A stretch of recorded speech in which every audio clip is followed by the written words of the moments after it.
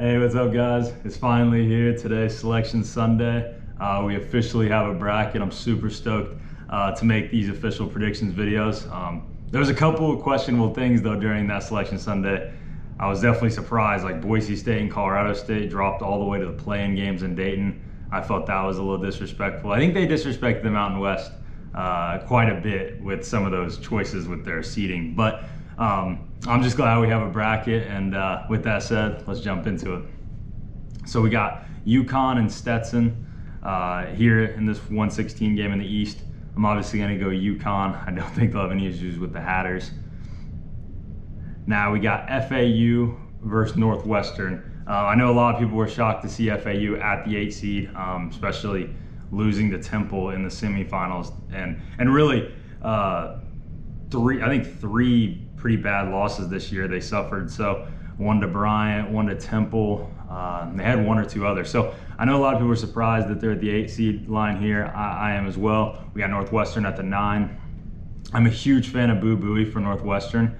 I really like his game, but I even though FAU maybe they're not deserving of the 8, I like FAU in this matchup. I just think they have a plethora of options led by John L. Davis to go to in this game, and you know, they had great success in last year's tournament. I don't think they're gonna match that success with their draw here in the East, but I definitely think they have enough to get by Northwestern.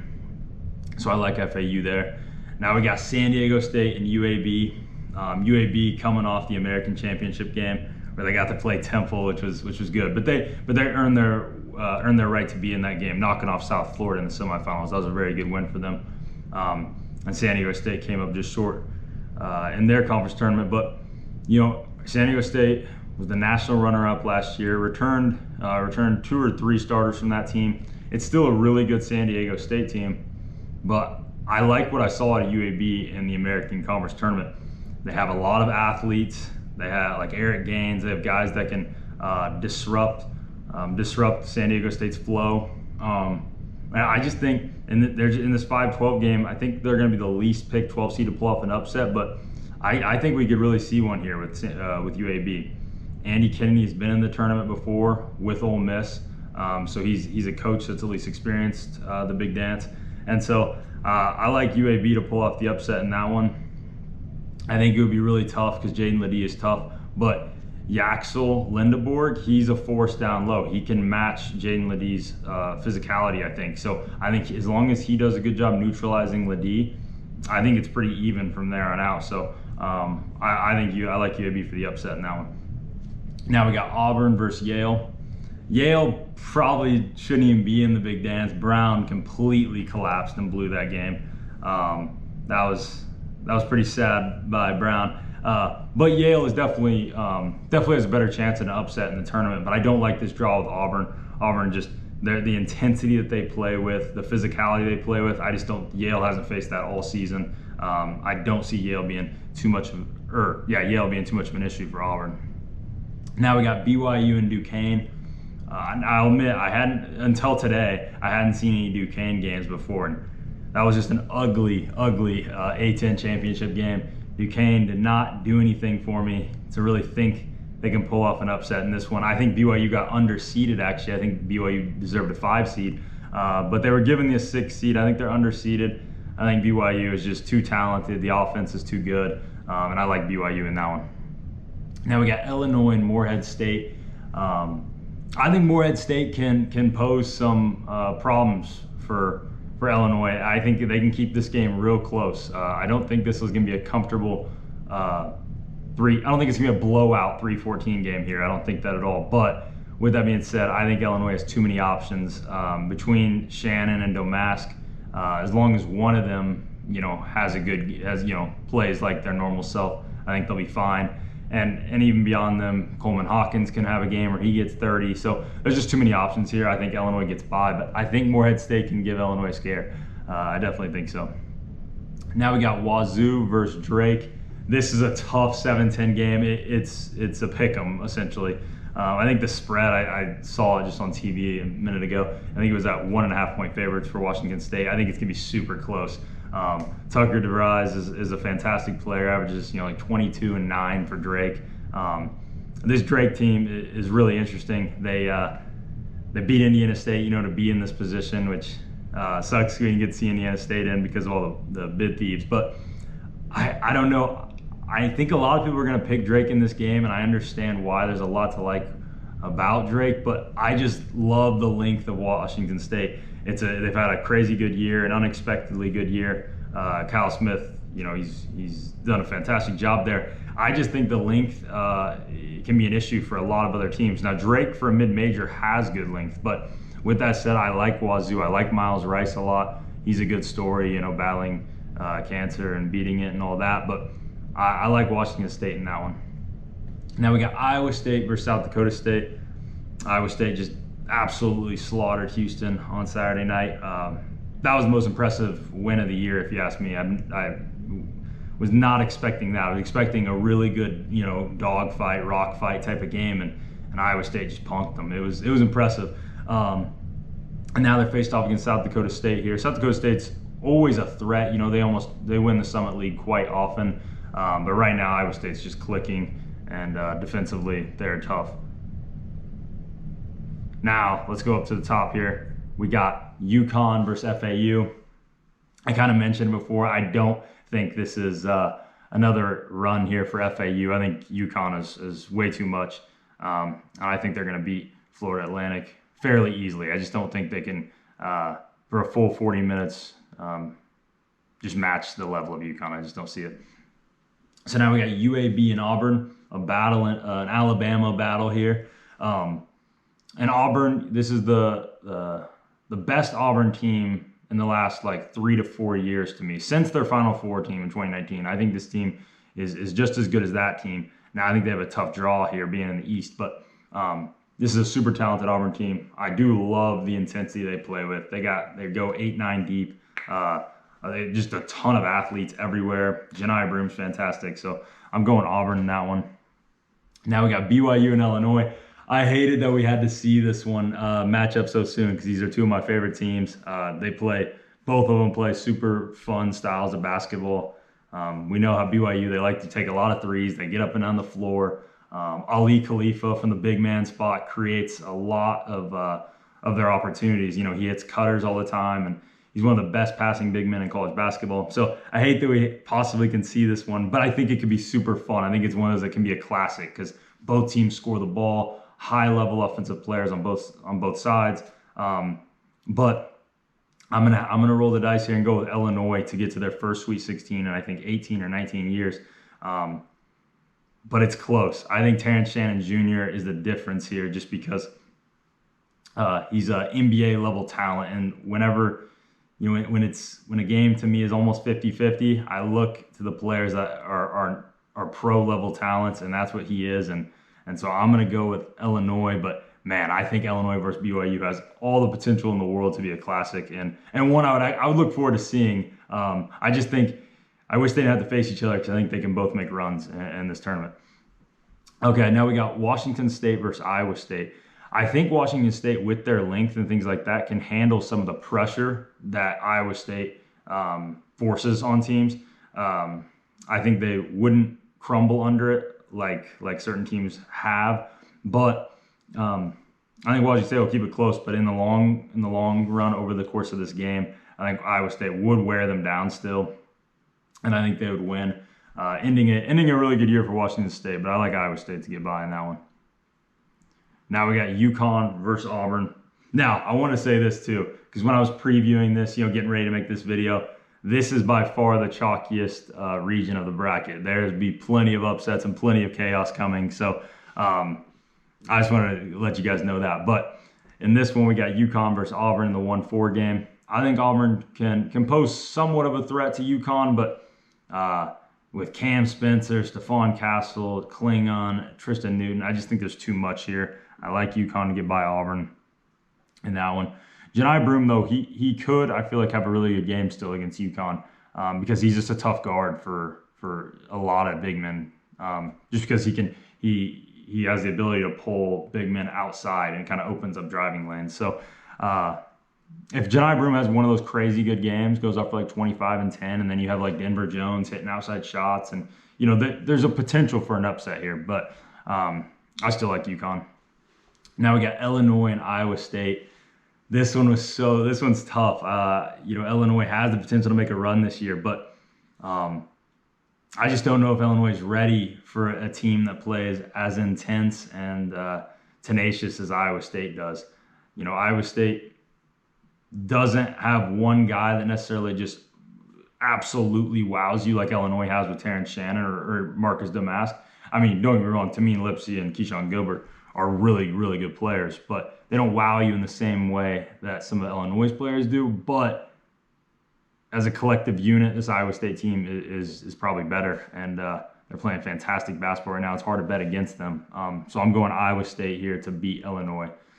Now we got UConn and Iowa State, and I've mentioned the physicality that Iowa State plays with, and I think that's the main reason why they can possibly pull out this upset against UConn, because they take you out of the sets you want to run, or they at least force you to get deep into the shot clock. So then you're running your sets at like 16, 17 seconds, and that just throws off your entire rhythm. So I think they can make UConn uncomfortable in this one, but I just think UConn has a little more talent, a little more individual playmakers here, and I think they get by Iowa State. But I think Iowa State will give UConn some trouble. They're definitely going to make this uncomfortable, because Iowa State makes everyone play at in an uncomfortable way, because of just how intense they are defensively. And they are the #1 defensive team in the country for a reason. But I still like UConn in this one. I think it's going to be close, though. It could be close. Iowa State definitely has a chance to pull that one off. All right, so we got UConn coming out of the East. I think that one's one that I think a lot of people are going to have picked, but the East is a really competitive region. There's a few different teams who could come out of the East, if you ask me, but UConn's the most likely, so I got them winning the East. Now let's go down here to the West. Now we got North Carolina versus Howard or Wagner. I'm going to take UNC in this one. Now we got Mississippi State versus Michigan State. If you ask me, I don't really think Michigan State should have got into the tournament, but I knew they were going to, because the metrics were so good for them and all that. But they're facing off against Mississippi State, a fantastic defensive team.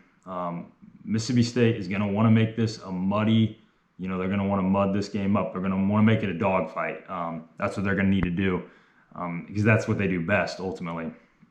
Now, Michigan State is always a tough team to bet against in March, because Tom Izzo has had such success in March Madness. And I heard something today, I heard a stat today that Michigan State under Tom Izzo has a 65% chance of winning in the NCAA tournament when they're the lower seed, which is pretty remarkable. But I'm just not super impressed with the Michigan State team. I think Mississippi State's going to muddy this one up. They're going to make this one difficult, and I think they're going to find a way to beat Michigan State in this one.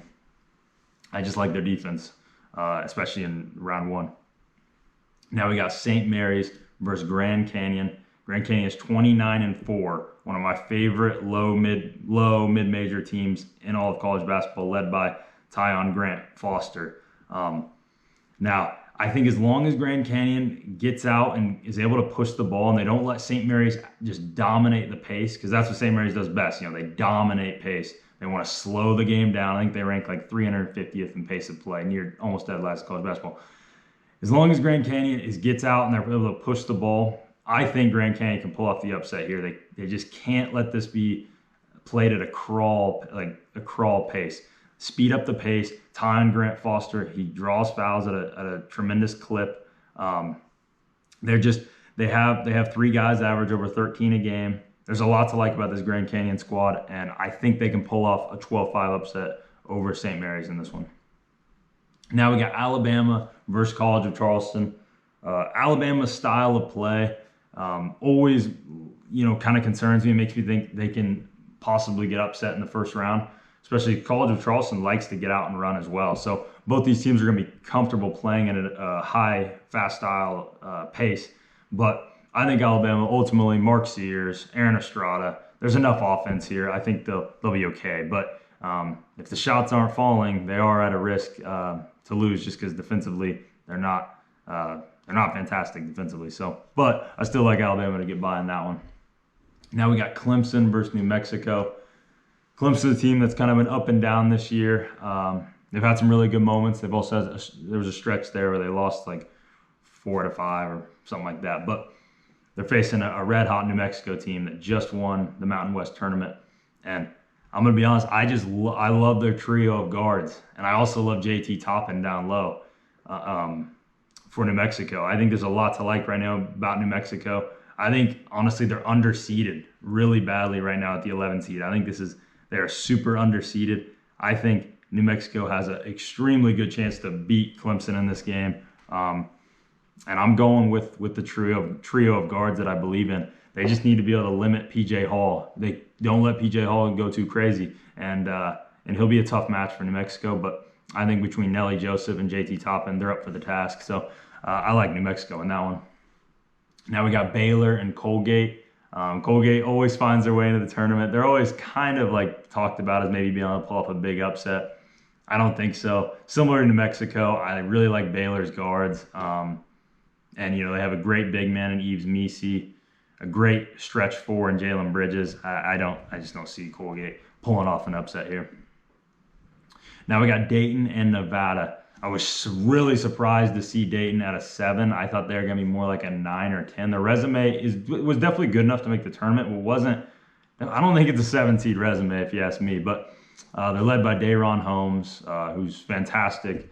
One of the better players in the country, averages like 19 and 9. So he's really good, but I like this Nevada team. I think they underseeded the heck out of this Nevada team. This Nevada team has 6 or 7 quad 1 wins, led by a fantastic veteran backcourt in Jared Lucas and Keenan Blackshear. I was surprised to see them at a 10. I think Nevada deserved better than that. And I think they can beat Dayton, limit Dayron Holmes, and don't let Kobe Brea just, light you up from deep. And I think Nevada will be fine. I think they're underseeded, and I like them to win that one. Now we got Arizona, Long Beach State. We all know Arizona lost to a 15 seed last year. I think Arizona that's not going to happen to them this year. I like Arizona to win that one. Now let's go to the top of the West region. We got UNC versus Mississippi State. And this is where things are going to get crazy. Because I think Mississippi State can muddy this game up enough and make things difficult. They have great perimeter defenders, Deshaun Davis, Shaquille Moore off the bench. Hubbard can be, thrifty. He can get steals. He's a small guy, can harass you. I like Mississippi State to pull off the upset here. Tolu Smith can match up with Armando Bacot. If they muddy this game up enough, keep the game in the 60s, I think they can pull off a huge upset, one that shocks the nation here. And I think Mississippi State can do something I don't think a lot of people think they can do, and that's get to the Sweet 16. So I'm going the Bulldogs all the way to the Sweet 16. Another point towards Mississippi State, they just smoked Tennessee the other day. And to me, Tennessee and North Carolina are very similarly built teams, similar talent levels. And Mississippi State showed they can beat a team like that. So and Mississippi State has great wins throughout the SEC all season. They were below 500 in SEC play, but they're plenty capable to do this, and I think they will. Now we got Grand Canyon and Alabama. I said you're going to see some upsets. It was kind of chalky in the East. I think the West is the region of chaos. I think the West has a lot of upset capabilities, and I'm going Grand Canyon to beat Bama. Bama scares me with their style of play. Just stylistically, Bama scares me. I think they got tons of talent. They got a lot of talent on that team. But I think if Bama goes cold from 3, I don't see why Grand Canyon can't pull off this upset. And so I'm rolling the dice. It's March Madness. It's Cinderella season. We're going Grand Canyon to beat Bama in this one. And now we got New Mexico versus Baylor. I actually love the thought of this game because you have tremendous guard play. It's just guard play galore, mixed with interesting fours. JT Toppin for New Mexico, Jalen Bridges for Baylor, and then you also have Yves Misi for Baylor. That's fantastic. But I think Nelly Joseph is a really good defender. So I think this game is way more even than a lot of people would think, and I think there's definitely a chance that New Mexico pulls this upset off, and I'm going to roll the dice and say they do. I got 3 upset picks to start out in the West. I think that's what this region could turn into. I just see a lot of the high seeds here having potential to lose. And normally I would like Baylor to maybe make a little run because I like the makeup of their roster. But I think New Mexico has a similarly built roster, and I like them to get to the Sweet 16. Now we got Arizona and Nevada. I talked about what I like about Nevada. I like their backcourt especially, but I think Arizona in the front court would dominate them with Ballo and Keyshawn Johnson. So I'm going Arizona in that one. So now we got Mississippi State versus Grand Canyon. And I almost want to pull the trigger and go with Grand Canyon to pull off the Cinderella run. I'm like this close to, but I'm going to reel it in. I'm going to go Mississippi State to get by Grand Canyon, ending kind of the cool story there. But I'm going to go Mississippi State. I think they're just kind of, there's always that random team in March that just finds a way. Mississippi State could be that team for me this year. So now we got Arizona and New Mexico. I like New Mexico's guards, like I said, but I think Arizona's a little too talented for them. Ballo down low, I think will be a force to be reckoned with in this game, and I'm going with them to beat New Mexico. Now we got Arizona and Mississippi State, an improbable run to the Elite Eight by Mississippi State, benefiting from some chaos. And right now there's so much parity in college basketball. I think this tournament has such potential to be so chaotic. It's just insane. But I'm going to go with Arizona to beat them. I just think ultimately Mississippi State doesn't have enough offense to just keep winning game after game after game. I think the lack of offense eventually hurts them. I think they're 60th in Ken Palm offensively. So not terrible, but I think it catches up to them eventually. So I'm going Arizona to make the Final Four to take on UConn. So now we got Houston versus Longwood in the South. I don't think Longwood poses too much of a threat to Houston. Then we got Nebraska and A&M. Right off jump, I was like, man, this 8-9 game could go any type of way. But I'm gonna go off what I want to see here and what I've wanted to see in some of my bracketologies. I want Nebraska ball to get their first ever tournament win, and I think Tomi Naga could become, internet sensation. I think people already love him, and I think in March Madness, even more people could come to love him. So I'm going to go Nebraska to beat A&M. A&M's tough, though. I mean, A&M, they've beaten some of the best teams in the country. They also have some bad losses, so they're kind of a tale of two teams sometimes. But I'm going to go with Nebraska, though. I think they have enough. Rink Mast really impresses me when I watch him play. He's a big man that can space out the floor, which can open driving lanes for other players. Bryce Williams is great. Juwan Gary's a great defender. So there's a lot to like on this Nebraska team, but both Nebraska and Texas A&M could make a run in March, and I could definitely see an argument for either one of them. Now, we got Wisconsin and James Madison. I thought I was going to pick James Madison to pull off an upset, but I'm not, though. What I've seen out of Wisconsin lately, they've kind of rounded back into form. We know how they went on that 3-8 stretch after February 6th. They're kind of back, though. I think they're back to that number. I think they're back to being more like a 15th best team in the country type of team. And Chucky Hepburn was fantastic in the Big Ten Conference Tournament. They have a plethora of bigs. I just like their chances in this game. Even though James Madison's fantastic and they're 31-3, I just think Wisconsin is going to be able to beat them, though. But I think it's going to be close. And I think that's going to be a trendy 12-5, but I just like the way Wisconsin's playing right now. Now we got Duke and Vermont. I watched the America East Championship game on Saturday morning when it happened. I watched most of that game, almost all of it. And, it's impressive the dynasty that Vermont has built in the America East, but when I was watching that team play, they didn't just blow me away. I didn't really see a team that I thought could make, pull off really a big time upset in March.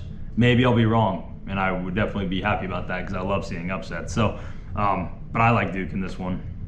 I think there's just a little too much there for Vermont.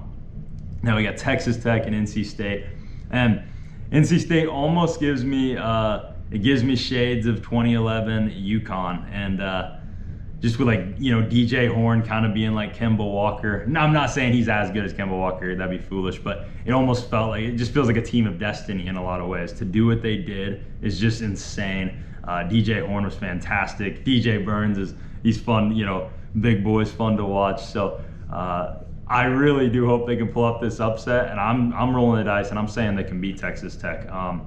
Pop Isaacs, their leading scorer for Texas Tech, he sometimes will just go ice cold from the floor. He's a very inefficient player. He's a fun player to watch, but he's super inefficient. I think NC State can keep the ball, you know, keep things going, and I think they can pull off the upset against Texas Tech, and that's what I want to see happen. Now we got Kentucky versus Oakland. Oakland, I think, can give Kentucky a big time scare here, especially because Kentucky is not very good defensively. And Oakland did play really well against Power 5 opponents earlier in the season, even upsetting Xavier. But Kentucky is obviously better than Xavier, but this Oakland team hung with Illinois, hung with Ohio State, so they're talented. This is the most talented 14 seed by far, and I could see them giving Kentucky a big time scare, but I think ultimately there's too much talent on this Kentucky team. Dillingham, Shepard, Reeves, just too much talent there for them, but I think they can make it close though.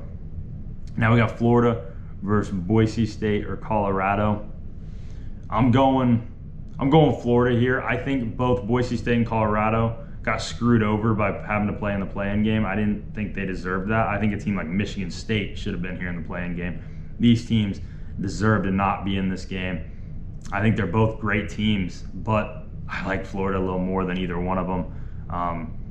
I just love the trio of guards that Florida has. It's definitely a tough injury that was suffered by Florida's big man, Hondleton, or however you pronounce his name.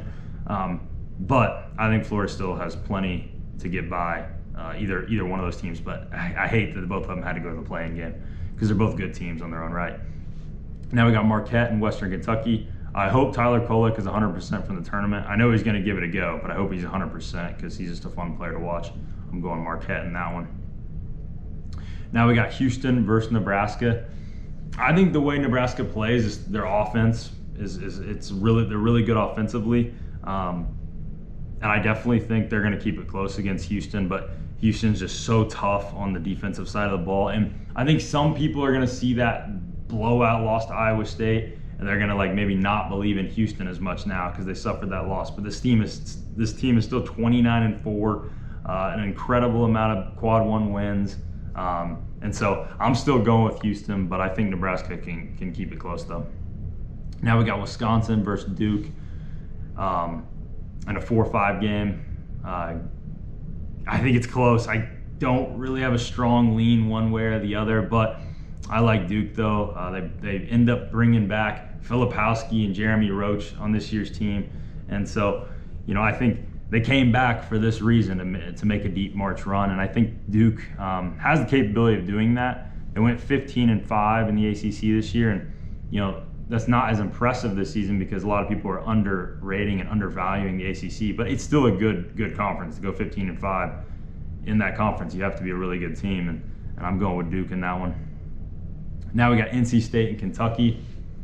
I do worry about Kentucky to make a deep run in the tournament because of their defense, but I think they have enough to get by NC State and end their Cinderella run. But I think it'd be fun if they could keep. I'm going to be rooting for them, but I think Kentucky would probably be a little too much, so I'm going them.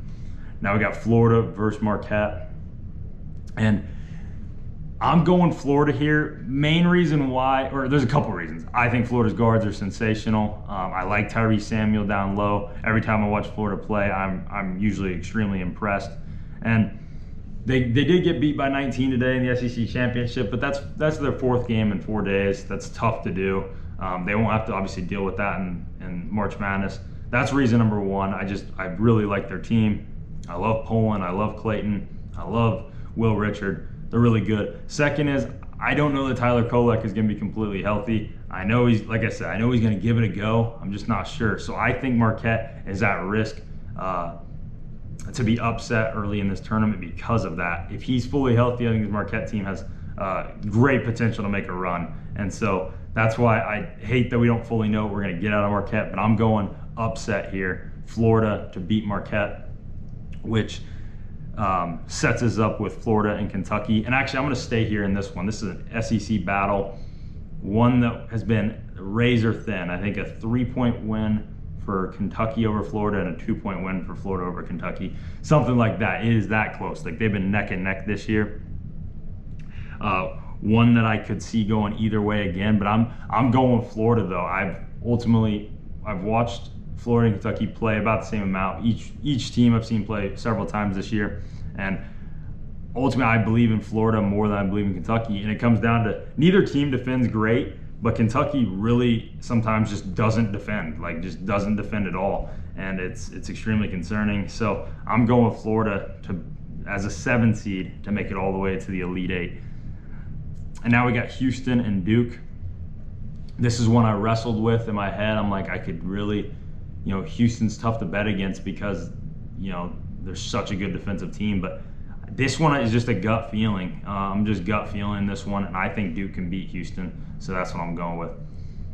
Now we got Florida against Duke.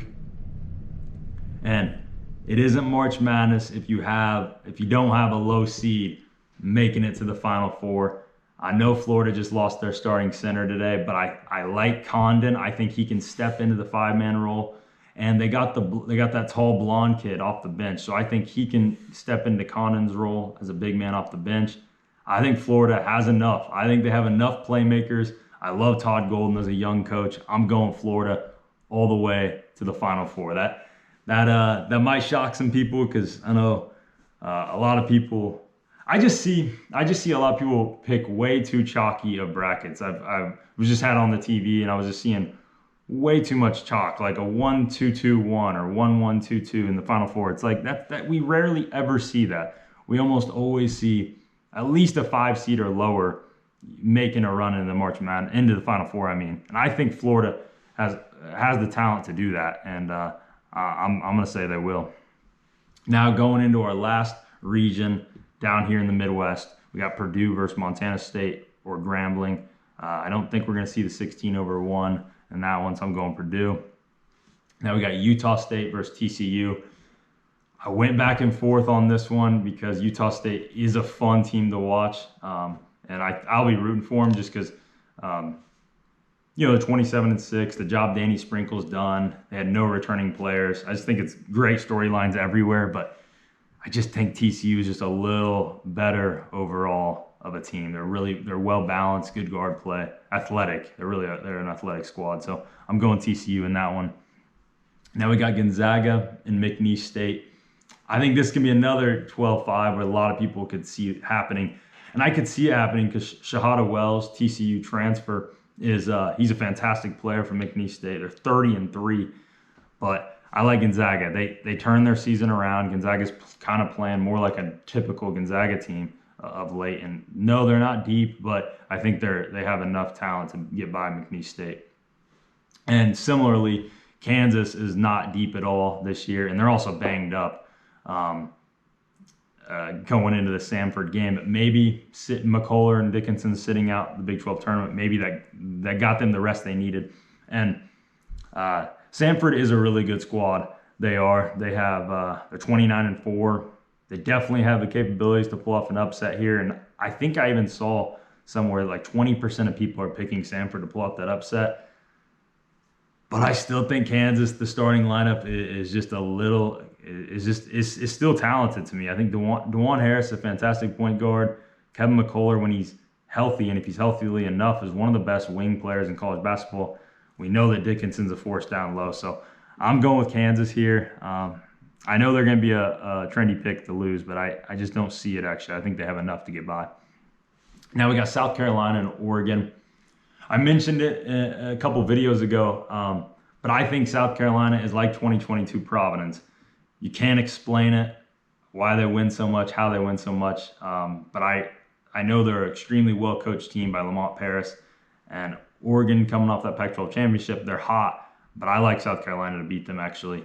South Carolina just knows how to win games. So now we got Creighton versus Akron. Akron maybe should not even have made it to the big dance, they deserve to, but it took a boneheaded decision by Julius Rollins of Kent State to make that happen. But I'm going Creighton here. I'm a big fan of Creighton's team. I'm a big believer in them. Now we got Texas versus Virginia or Colorado State. And I think 11 of the past 12 seasons, one of the play-in teams has at least made it to the round of 32. And that is a big reasoning for why I'm taking Colorado State to beat Virginia. And then I think Colorado State, led by Isaiah Stevens, my favorite point guard in the country, can beat Texas in this one. I think that's a fun matchup, but I think Colorado State can get all the way to the round of 32. Now we got Tennessee versus St. Peter's. I don't think St. Peter's is going to pull off another 15 or big time upset. I think, yeah, they were 15 that year. I'm going Tennessee to beat them. Now let's go to the top of bracket. Purdue versus TCU. I think Purdue is just too much. I think Zach Edey could dominate a game like that. I'm going Purdue. Now we got the battle of no bench here between Gonzaga and Kansas. We saw this one in the bracketology the other day too, and I still like Kansas starting lineup a little more than Gonzaga's starting lineup. I kind of mentioned what I like about them. I still like DeJuan Harris as a point guard, one of the best wings in the country and one of the best bigs in the country. I'm taking that over Gonzaga. I got Kansas making it to the Sweet 16. Now we got Creighton in South Carolina. I talk South Carolina, they know how to win games, but I think Creighton's too much for them. I'm a huge fan of Creighton. They have tons of weapons. I'm going Creighton in that one. Now we got Colorado State taking on Tennessee. I like Colorado State's team, and I like Isaiah Stevens, Nike Clifford, but I think Tennessee's going to be way too much for them. I think Tennessee gets by fairly easily in that one. Now we got Purdue versus Kansas. I think this is could be a fun matchup for a little bit because I think Dickinson can maybe shut down Edey. Not shut him down, kind of limit him a little bit, but I still think Edey gets his, and ultimately Purdue is just a deeper, better team, and I'm going with Purdue. Now we got Creighton versus Tennessee. This is the one when I was getting ready for this thing. I'm looking at potential matchups later in the tournament. I looked at this one. I didn't know which way to go with it. I'm like, man, Creighton, Tennessee, two teams I really believe in, but ultimately, I'm going with Creighton. Actually, they made it to the Elite Eight last year. They were one shot away from making it to the Final Four. I just think they're more balanced squad, less reliant on one player. Like Tennessee has other capable scorers, but they do get a little over reliant on Dalton Connect at times. And so I'm going with Creighton. I just think they're a little more balanced, a little more options across the board. So I'm going with Creighton in that one. And now we got Creighton versus Purdue to get to the Final Four. This game would have tons of eyes on it because can Purdue get over the hump and get to the Final Four? That would be the question. And I'm going to say no, they're not. First reason, I think Kalkbrenner is fantastic. I think he can neutralize Zach Edey. So that's the first step of it. And then I think Creighton's guards ultimately match up super well with Purdue. I think that's another one. They're dead even across the board. The X factor in this one is Baylor Shireman. He's just a tough matchup. He's a small ball, he's a 3/4, stretches the floor. He's a great passer. He's an amazing rebounder. I think he's the X factor, and Baylor Shireman gives me the edge to beat Purdue and to get all the way to the Final Four. So now we have UConn versus Arizona and Florida versus Creighton. I'm not going chalky like I see in all these other videos and on the TV and stuff like that. Too many people. I don't see enough Cinderellas. So we got a 1 seed, a 2 seed, a 3 seed, and a 7 seed here in this one. And so we got UConn and Arizona to start off. Now, this one I actually think is way more even than I think a lot of people would think. I just think Ballo can kind of mitigate the advantage that Klingon can bring. Caleb Love and Tristan Newton, I think, are equal in terms of talent and just ability to change a game. Pella Larson and Cam Spencer are both fantastic players in their own way. So I think it's actually extremely even. And I don't, as good as UConn is, and I know everyone's going to pick them, like they're going to be the most picked team to win a championship. It's just extremely hard to go back to back in March Madness. And I know we're talking about a Final Four game here, but I just think it's extremely hard even to make it back to a championship game in a single elimination tournament. And Arizona, I think they're kind of off the radar this year, more so than other years because of some of the lack of success they've had and early bounces they've had in recent tournaments. But I'm going with Arizona actually to beat UConn. As good as UConn is, I know it's just tough to get back to the championship game. So I'm going Arizona to beat UConn and to end the chance for a back-to-back. So now we got Florida and Creighton on the other side. Two teams I'm extremely high on. Obviously, it's why I had them in my Final Four. And as good as Florida's guards are, I just think Creighton is more balanced overall. I think Creighton is just a little better of a team. I love Trey Alexander. And Stephen Ashworth, if he hadn't been stepping up this last month of the year, if he had been playing like the 8 points per game he was averaging the first 2.5 months of the season, I wouldn't have Creighton making it all the way to the Final Four and potentially a championship game. But him stepping up and becoming the shooter and the sniper that he was at Utah State is huge. I just think there's just enough here that Creighton can get all the way to the championship game, and I think they can beat Florida. Now we got Arizona versus Creighton in the national championship game. I initially went Creighton with this one, but then after thinking about it for a couple minutes, I'm switching to Arizona. I think with Keyshawn Johnson coming into Arizona, I think he's an elite four-man. Caleb Love, he's been in these situations before. He came up just short with North Carolina. Ultimately, I think Arizona actually is going to sneak past Creighton in this one. I think Creighton's going to just barely come up short. I went back and forth. I could see it going either way, but my gut told me to switch it to Arizona. So I got Arizona after they've kind of flown under the radar here recently, but I got Arizona actually to end the Pac-12 drought and in the Pac-12's final year get a national title. So I'm going Arizona over Creighton. Let me know what you guys think. Let me know if you think I'm crazy for having Arizona make this run. I think from a talent perspective, they can definitely pull it off. So yeah, let me know what you guys think. Leave all the comments you guys want.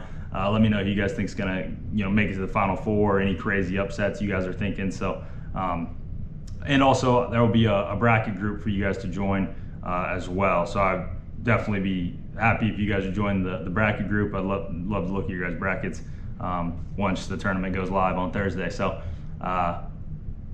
like and subscribe as well if you enjoyed, and I'll see you guys in the next one.